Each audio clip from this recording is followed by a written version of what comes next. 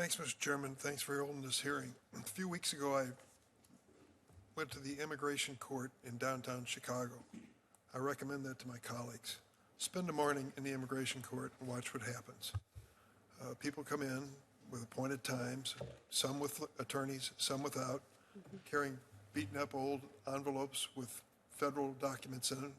This is their day for their appearance. It's a big day in their lives. For some of them, they're going to find out whether they can stay in the United States or whether they have a chance to achieve some sort of status that gives them a future.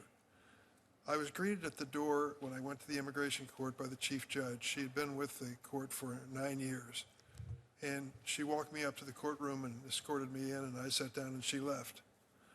I watched as the proceedings continued, and I noted someone came to me and said, there are no ICE agents in the courthouse today, which is unusual. They heard you were coming.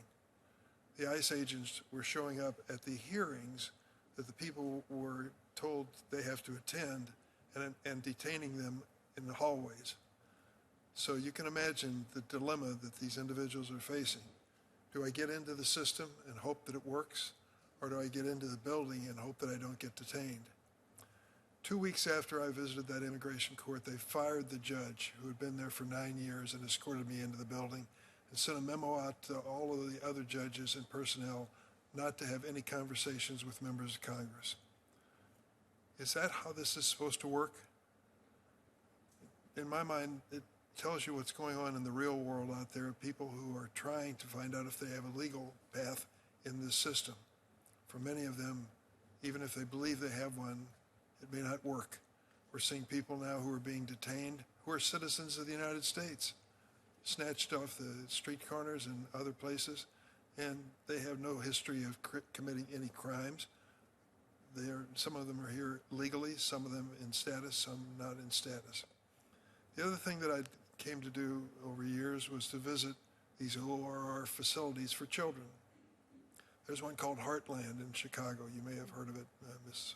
Giovannioli. I believe they're good people, and I believe they're honestly trying to treat these children well. I cannot understand how desperate a mother must be to turn her child over to a coyote or transporter to take that little child into the United States in the hopes that they'll link up with somebody in the family. I can't imagine that, particularly when you consider the hardships they go through. I can remember scenes where 2 little girls walked into a room. They wanted me to see them. They were holding hands, about 5 years old each. And I said, who are these little girls? And said, they've decided they're sisters, but one of them is from Guatemala and the other's from Mexico. They're just being kicked around the system. They're looking for anything that looks like family or security. So in those situations, we have this problem as well. If they are placed with someone who the agency believes is a responsible person, some people have criticized the fact that they can't get follow-up phone calls to these same people. Why can't we find these kids? Some of the situations are such that the families they're with don't want to link up with this government.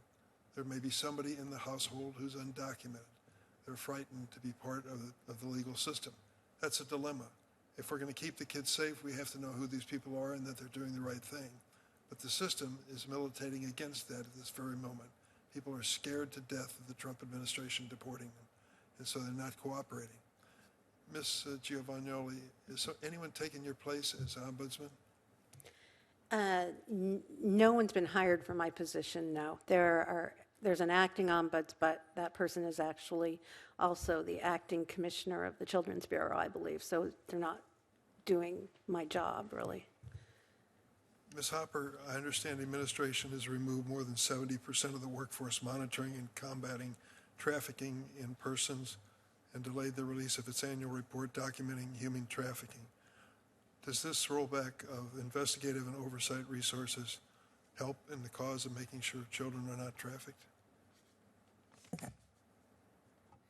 I think when you inherit a burning building, you need to focus on putting out the fire in the house and then focus on recovery of the house. And so right now, focusing on closing the borders, getting out the worst in our country, and finding these children is a priority. So if the building's on fire, the first call is for firefighters to come and help, right?